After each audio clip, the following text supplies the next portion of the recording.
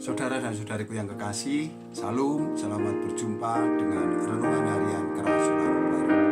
Damai sejahtera Tuhan Yesus Kristus menyertai kita.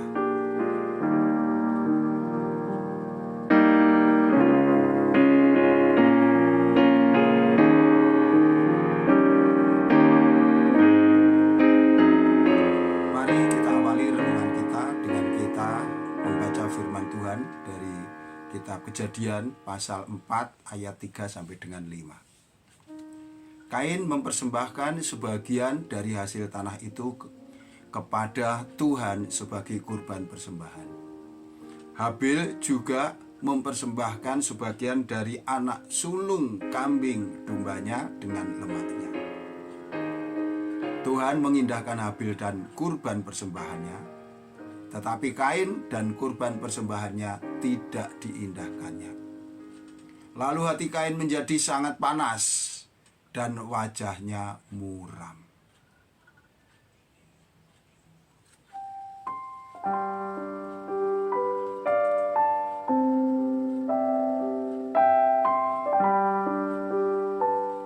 Saudara dan saudariku yang kekasih, Kain dan Habil adalah dua bersaudara. Di antara mereka pasti ada hubungan batin yang bercirikan kasih dan sayang. Mereka hidup dekat dengan Allah. Ini bisa dilihat di mana Kain dapat berinteraksi secara langsung dengan Allah. Sudah sejak awal mereka memiliki niat yang sama baiknya, sama mulianya, yaitu untuk menyembah dan memuliakan Tuhan dengan kurban persembahan. Namun dengan adanya sedikit kejadian yang tidak mengenakkan bagi Kain, tiba-tiba Kain kehilangan semua nilai kebaikan itu.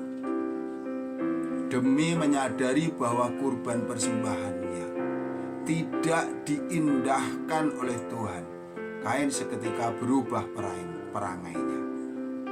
Hatinya menjadi panas dan mukanya menjadi muram.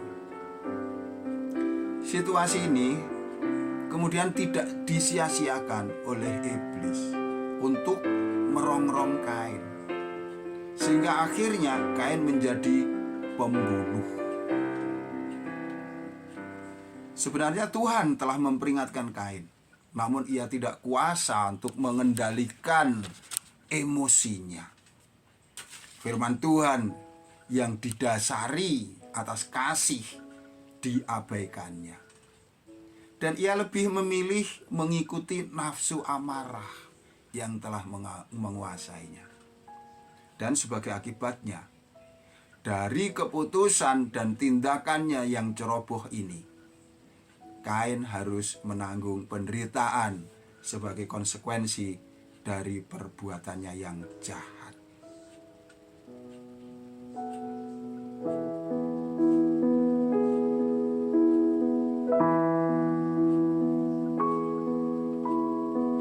Saudaraku yang dikasihi Tuhan, belajar dari bagian ini, mari kita berwaspada untuk menjaga suasana hati kita. Meskipun kita ini adalah anak-anak Allah, dan boleh dikatakan kita hidup dekat dengan Tuhan, setiap hari mendengarkan firman-Nya, namun tidak pernah ada jaminan bahwa kita akan kebal terhadap serangan iblis yang hendak memporak-porandakan bukan hanya hidup kita, tetapi bahkan sidang jemaat kita. Bisa saja ini diawali dengan adanya kesalahpahaman misalnya, atau perbedaan pendapat, atau masalah-masalah kecil yang lain yang itu bisa saja terjadi setiap saat antar pribadi. Saudaraku, kita harus berwaspada. Jangan biarkan gangguan sekecil apapun kemudian dimanfaatkan oleh iblis untuk merusak hidup kita, menghancurkan sidang jemaat kita, merampas damai sejahtera yang telah Tuhan karuniakan kepada kita. Caranya bagaimana? Apabila suasana hati kita setelah dihinggapi perasaan negatif terhadap sesama kita, baiklah kita berhenti sejenak untuk meminta, untuk menata perasaan kita. Jangan kita buru-buru bereaksi, bertindak spontan yang terkesan ceroboh tanpa pertimbangan yang matang. Agar kita dapat berpikir dengan jernih sebelum memutuskan tindakan apa yang hendaknya kita lakukan.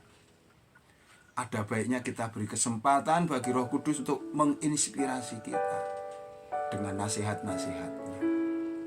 Pasang telinga, buka hati bagi Tuhan yang pasti akan datang memperingatkan kita. Mari kita perhatikan. Menurut pemikiran saya, sekiranya Kain mau melakukan hal yang demikian, maka pembunuhan itu, sesuatu yang sangat sadis itu pasti tidak terjadi.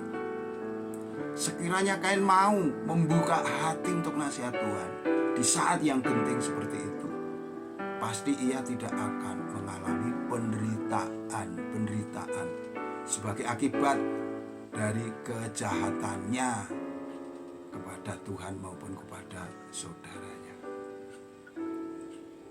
Memang pada saat itu faktanya korban Kain tidak diindahkan oleh Tuhan. Tetapi bukankah ia bisa untuk belajar dari kekurangan-kekurangan yang ada? Sehingga bukan tidak mungkin di waktu yang akan datang ia berhasil memikat hati Tuhan dengan kurban yang berkenan. Saudaraku yang dikasihi Tuhan, marilah kita memiliki hati yang terjaga, yang tidak tergesa-gesa, melainkan penuh pertimbangan dengan menggunakan firman Tuhan untuk mengambil keputusan-keputusan.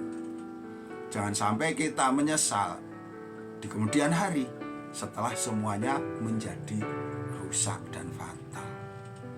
Kesatuan kita sebagai umat Allah jauh lebih bernilai daripada keinginan atau hasrat amarah yang sesaat saja. Damai sejahtera di dalam hati kita, di dalam sidang jemaat kita, di dalam keluarga kita, lebih penting daripada tindakan ceroboh yang hanya didasari keinginan untuk mencari kepuasan dengan cara membalas kesalahan orang dengan kejahatan juga. Tetaplah setia kepada Tuhan. Sampai jumpa. Tuhan memberkati kita. Amin.